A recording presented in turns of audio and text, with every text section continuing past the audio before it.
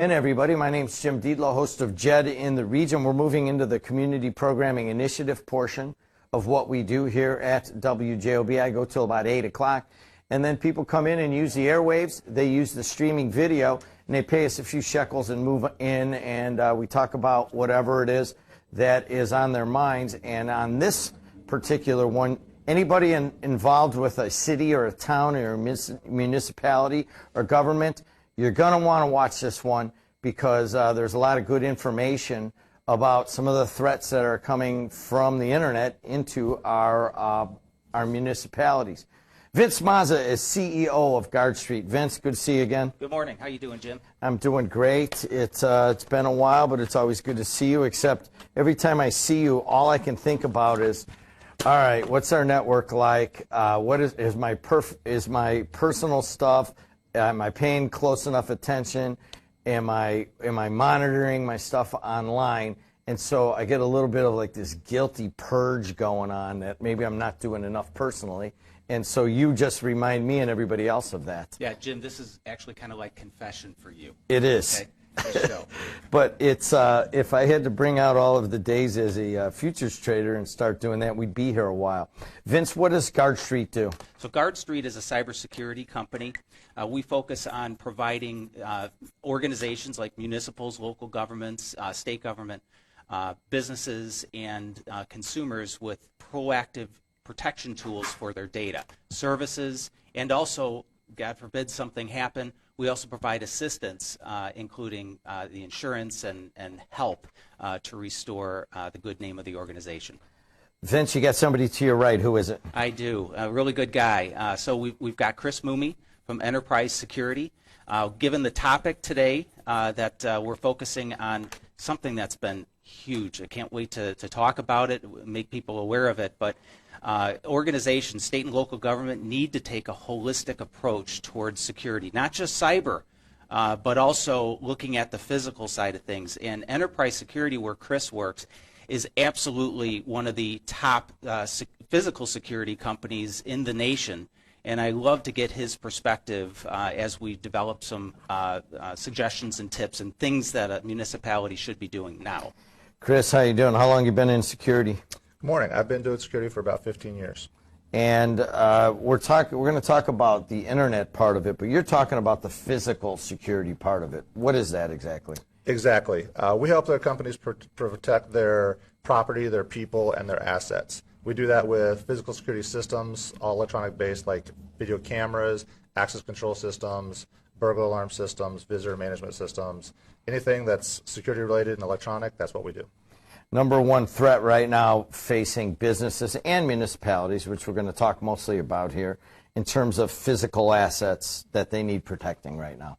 What's the number one threat right now, or one of the bigger threats that people are going after right now? I would say right now, it's number one is always people. That's the number one crown jewel for any organization is their people. Second, their hard assets, their building, their infrastructure, their equipment. And next, I would say also right there is data. Who needs physical security? Which kind of companies? Any kind of company that wants to protect what they have. Everybody faces some kind of threat, and they need to have some kind of protection and a plan to do what they need to prevent any kind of risk taking that away from them.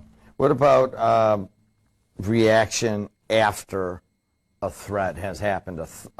Somebody's domestic has come in and somebody's done violence on an employee, or they've had a big theft or just a major vandalism. What kind of things does a company have to have in place, or a municipality, to deal with the aftermath? There's a wide variety of ways to deal with that. The answer to that is as varied as all the things that could happen. So any different kind of thing that could happen to a company, there's a different solution for that. Vince, let's talk to Vince Mazza. And if you've got any questions, either from the municipal or from the business standpoint, you can call us at 219-845-1100. As traffic trumps all here on WJOB, we have an accident on I-65 northbound, and 2 lanes are closed. That is a big problem. We'll stay on that no matter what. And this was a police chase. The suspect crashed their car and is in custody with the Hobart City Police, but Indiana State Troopers and multiple police forces were on this chase, and it involved vehicle, and they crashed. And this has been closed for a while, going northbound. All right, traffic trumps all, and of course, we will fulfill our duties as giving you emergency information as it comes available. Vince, speaking of emergencies, I saw this in the Wall Street Journal that it used to be kind of going after individuals. People would hack and steal their information and their money. And then we just didn't even get the elder fraud with the U.S. Attorney just now. And then you're going after businesses. We've seen a number of businesses being hijacked. Now they're saying they're going after government. What the heck's going on here? It's amazing. So 7 months ago, you and I talked about ransomware. And, the first quarter of this year, ransomware was up 118% compared to last year. Well, since we talked, 2/3 of the ransomware attacks have been hitting state and local government. And that's craziness. From the perspective that all of us here, we're taxpayers. Your audience, they're taxpayers. And now, essentially, the ransomware is hitting with the government. That impacts all of us. And so really the only way that a state or local government can protect themselves is looking at security holistically. The statistic that's around right now is 75 billion is the damages that ransomware is creating. In a couple years, it's going to be 6 billion. The School of Rockford, Illinois, if you're familiar with that community, they were essentially sending up smoke signals. They couldn't communicate with anybody in the community because the internet was gone. The ransomware hit.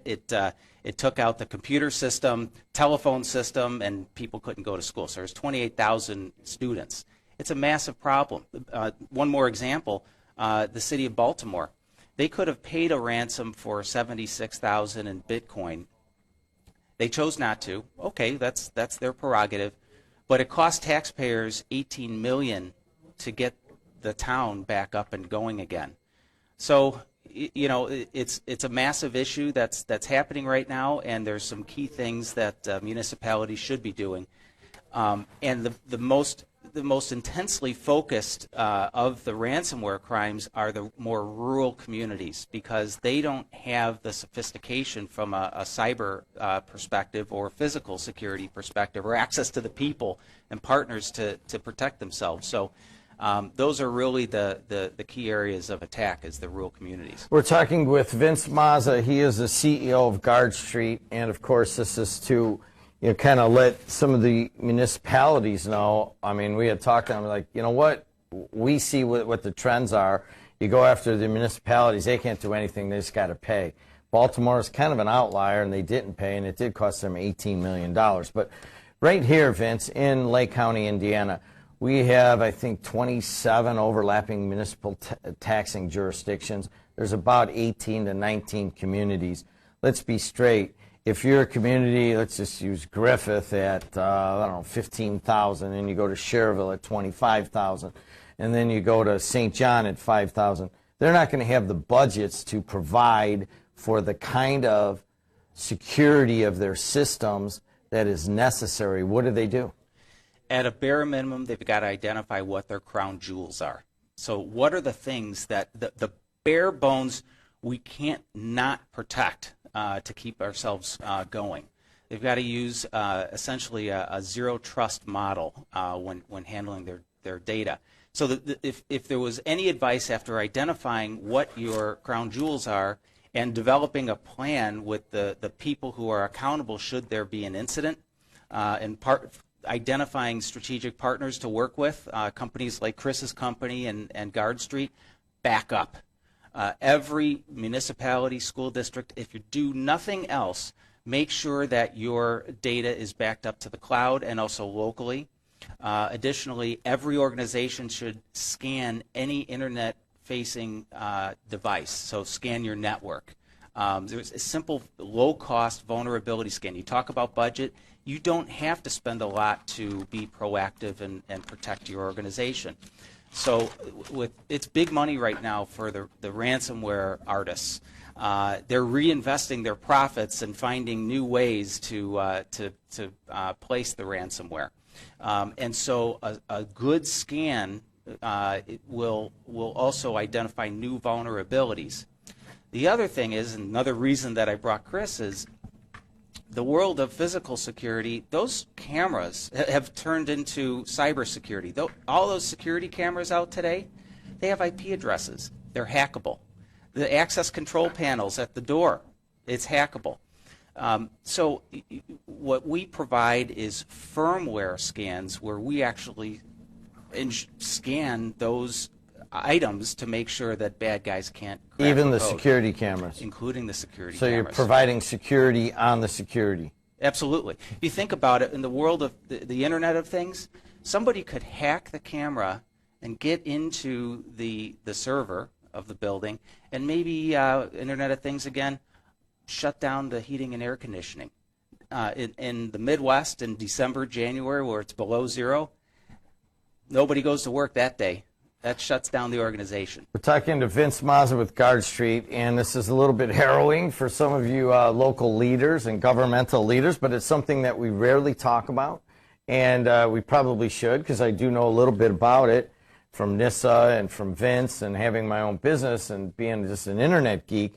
The threats, I mean, even my insurance guy is all over me to, up my insurance on what, protecting our information as we get more and more protectable IP intellectual property. But let's go back to a couple of things that you said.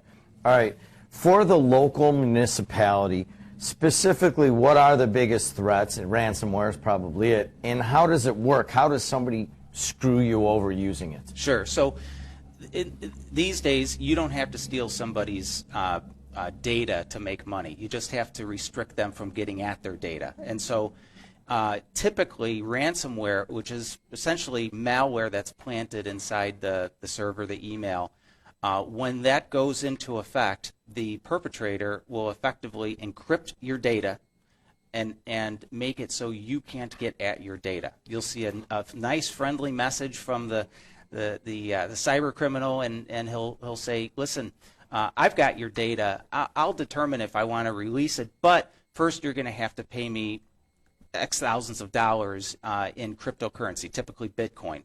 And if you do that, then I will unencrypt your data and you can have access to it. If you don't get your data. If you fail to make this particular date with the money, the ransom's going to go up, and then eventually you're out of luck.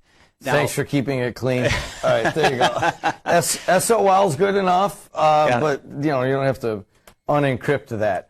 So you're sitting here. The people are listening. They just have this feeling of fright, and they haven't been hacked or they haven't had the ransomware. How do these guys choose that? Yeah. So everybody, your audience, everybody's received a phishing email, PHISH. And the phishing email is from somebody who wants you to click on a link, download something, and when you do, at that point, that's the opportunity for them to plant something, of malware, on your device. So that's how it comes in. It might even come in as something called spear phishing, where it looks like you're receiving an email from somebody else in your organization. And, well, it's from somebody you know, so I want to open it. And you do. And you click on the Excel spreadsheet and you download ransomware virus. So just to be clear on that, I mean, this is how I've seen it happen, is they hack somebody's email, and then they use that email to send out emails so everybody opens it. Right. Because they think, oh, it's friendly, or it's the boss, or, oh, maybe it's a sales lead, or whatever the positive feeling with that email comes along, and they're going to open it. That's an entry point. It's extremely common right now. It's on fire. And I don't know how you, I don't know how you guard against that. I mean, everybody communicates on email. I mean, how do you guard against that? There's a few ways. So one is you need to have email security.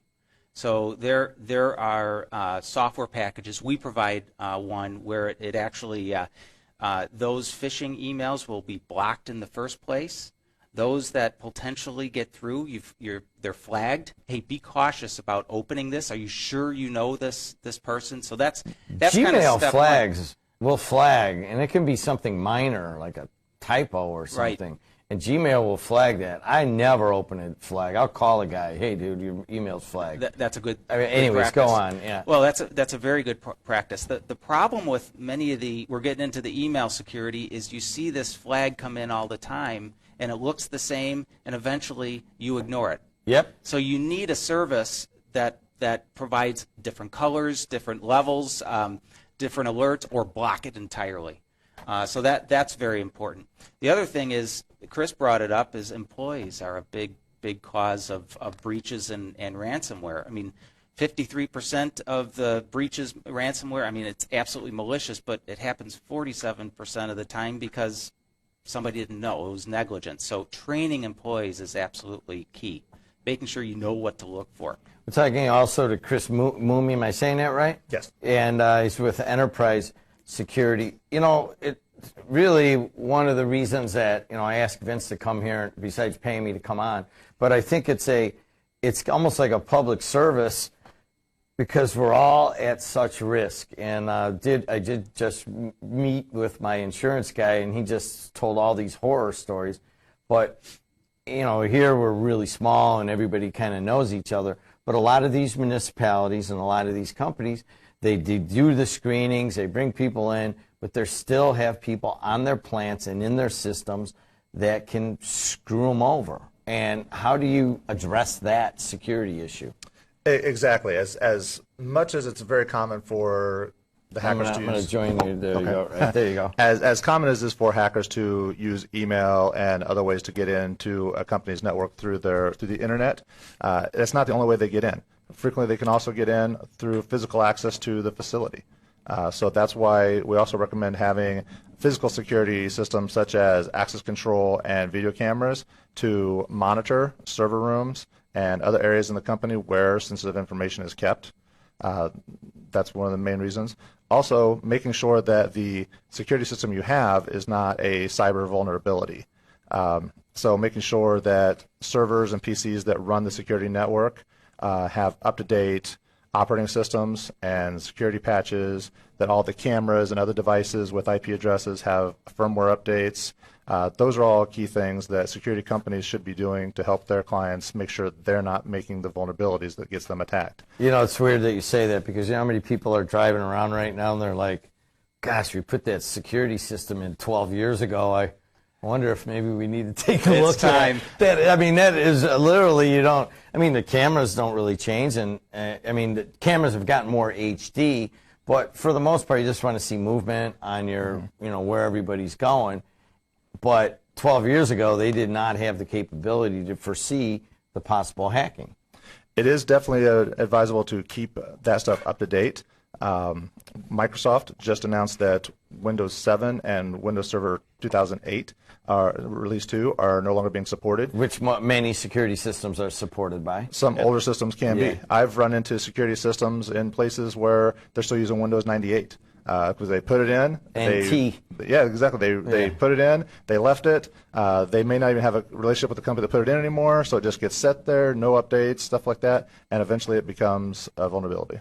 We're talking to Chris Mooney with Enterprise Security and Vince Mazza with Guard Street. So, all right, so walk us through this, Vince. All right, say some municipality calls you and says, hey, listen, I heard your thing on the radio, and I want you to take a look at our system and, tell us what we need to do and what kind of stuff you guys might be able to plug some holes with.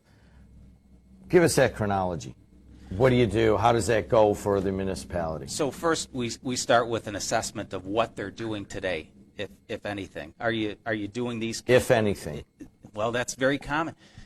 Listen, in more rural communities, they're good people, but they don't have the technological sophistication or the money.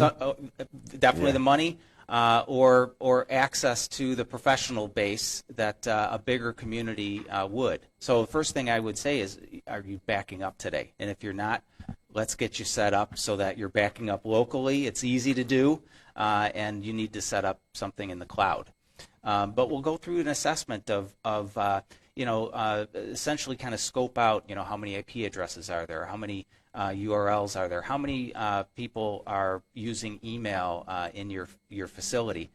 Do you have physical security as well? And how does the cybersecurity side potentially interface with that? It starts with scoping questions and understanding where we're at, and then suggesting some basic things and potentially more advanced things that they can do. But again, basic, backup, know your crown jewels, scan, and protect your email. The scan does what specifically? So it looks at about 80,000+ vulnerabilities within the network. Things like, is their software out of date? Because out-of-date software, as we were just kind of talking about, is absolutely a gateway for a perpetrator to plant a virus.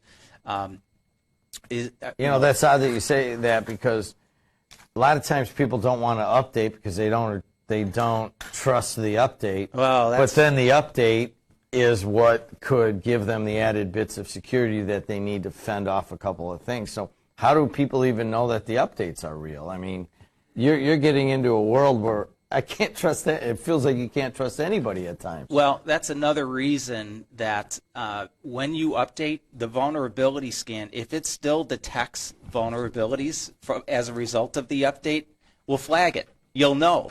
That's the beauty of a proactive protection measure. So, yeah, and you know what though? That happens. I remember I did an update on my iPhone, and I have an app that will tell me if data is leaking from any of the apps, and if I see that that's happening, they're out. That's not going to be an app I use.